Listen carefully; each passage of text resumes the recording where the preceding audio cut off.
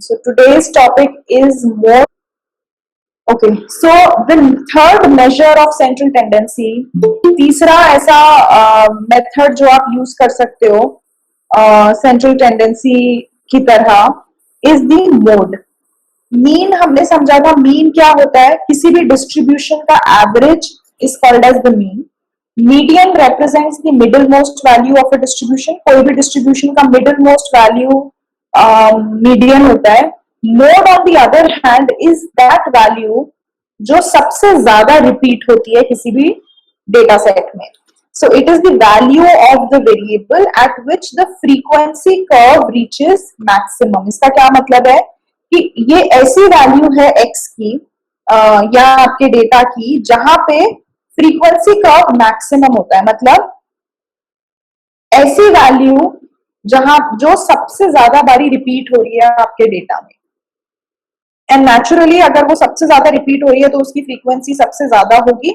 So the peak of this distribution is called as the mode of the entire data set. ना अगर आपके पास ungrouped data है, suppose आपके पास रैंडम रॉ फॉर्म में डेटा है, तो आप इजीली अपने डेटा में काउंट कर सकते हो कि कौन सी वैल्यू कितनी बारी रिपीट हो रही है, और जो सबसे ज्यादा बारी वैल्यू रिपीट हो रही है आप उसको क्या बोलोगे? That is the mode of your data.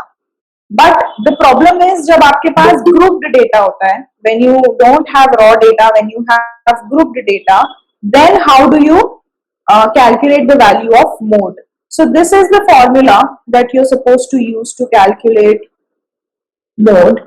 Again, जो स्टेप हमने मीडियन में सबसे पहले फॉलो करा था, which is that you have to first calculate the median class. Similarly यहाँ पे भी you have to first calculate the modal class. So यहाँ पे हम मीडियन क्लास, पहले पिछले केस में हम मीडियन क्लास फाइंड कर रहे थे, इस केस में हम मॉडल क्लास फाइंड करेंगे. एंड नेचुरली मॉडल क्लास कौन सी क्लास होगी? जिस क्लास की फ्रीक्वेंसी सबसे ज्यादा होगी. सो इस फॉर्मूले में आप देखोगे कि बहुत सारी फ्रीक्वेंसीज लिखी हैं. So L represents the lower limit of the modal class. Modal class कैसे फाइंड करते हैं? जिस भी क्लास का फ्रीक्वेंसी सबसे ज्यादा होगा उस क्लास को हम मॉडल क्लास बोलते हैं, क्योंकि अगर उस क्लास का फ्रीक्वेंसी सबसे ज्यादा है तो ऑब्वियसली उस क्लास में ही कोई एक पर्टिकुलर वैल्यू होगी जो सबसे ज्यादा बारी रिपीट हो रही है. Lower limit of the modal class is represented by L. F0 here represents the frequency of the model class. So जो भी मॉडल क्लास होगी उसकी जो फ्रीक्वेंसी होगी उसको हम बोलते हैं F0. F-1 represents the frequency of the next lower class. मतलब जब आप अपनी क्लासेस को अरेंज करते हो तो इससे ऊपर वाली जो क्लास होती है उसको हम उसकी फ्रीक्वेंसी को हम F-1 से रिप्रेजेंट कर रहे हैं. और मॉडल क्लास की जो नेक्स्ट क्लास होती है, नेक्स्ट हायर क्लास, उसकी फ्रीक्वेंसी को हम F1 से रिप्रेजेंट कर रहे हैं. इसकी फ्रीक्वेंसी को हम F-1 से रिप्रेजेंट कर रहे हैं. सो मॉडल क्लास की फ्रीक्वेंसी को रिप्रेजेंट कर रहे हैं F0 से. मॉडल क्लास से पहले जो क्लास है उसकी फ्रीक्वेंसी को F-1 से, और मॉडल क्लास के बाद जो क्लास है उसकी फ्रीक्वेंसी को F1 से. सो आप ये सारी वैल्यू सब्स्टिट्यूट करोगे इस फॉर्मूले में. फॉर्मूला आपको again you will have to remember this formula. This is F0 minus F-1 divided by F0 minus F-1 in one bracket plus F0 minus F1 into H. H again here represents the size of the class.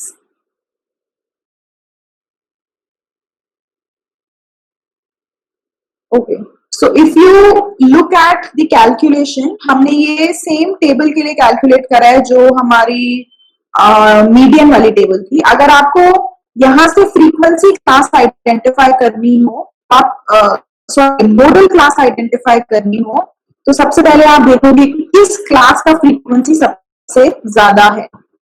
तो हम notice कर रहे हैं सबसे ज्यादा frequency इसी class का है जहां से हमने मोड निकाला, जहां से हमने मीडियन निकाला था. तो modal class is also the same as the median class in this case, which is 22.5 to 27.5.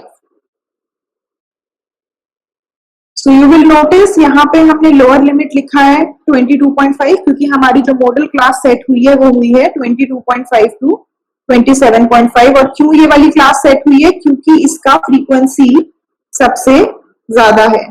So lower limit of the modal class is 22.5, जो हमने यहाँ पे अपने फॉर्मूले में लिखा है। Then the next thing you need is f0, which is the frequency of this class, जो कि है 60। f-1 is the frequency of the previous class and f1 is the frequency of the next class। तो यहाँ पर हमने frequency of the previous class लिया है 45 और frequency of the next class लिया है 37। We'll just quickly check if the frequencies are same। अब यहाँ पे आप देखोगे अगर, तो frequency of the previous class definitely is 45। frequency of the previous class, this is the previous class and the frequency is 45।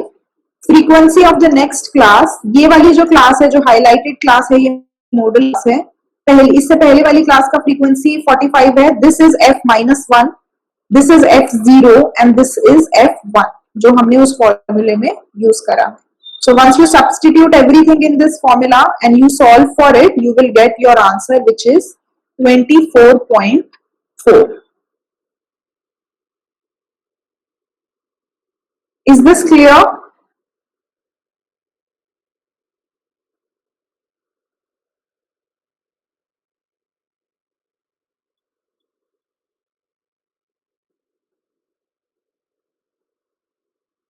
Board कैसे calculate करते हैं? ग्रुप्ड डेटा के फॉर्म में, जहां पे आपका डेटा क्लासेस के फॉर्म में लिखा होता है, ये फॉर्मूला यूज करके कैलकुलेट करते हैं। सबसे पहले मॉडल क्लास कैलकुलेट करनी है। मॉडल क्लास कौन सी क्लास है? जिसकी फ्रीक्वेंसी सबसे ज्यादा है out of all the classes. देन उस क्लास में आपको जो ये गिवन फॉर्मूला है वो आपको अप्लाई करना है। f0 का मतलब है frequency of the modal class, जिस क्लास की फ्रीक्वेंसी सबसे ज्यादा है। f-1 का मतलब है frequency of the previous class, इससे पहले वाली जो क्लास है उसकी फ्रीक्वेंसी को f-1 बोलते हैं। और f1 रिप्रेजेंट करता है frequency of the next class, इससे जो मॉडल क्लास की जो नेक्स्ट क्लास है उसकी फ्रीक्वेंसी को f1 बोलते हैं। So that is how you calculate the mode of any given data set. Next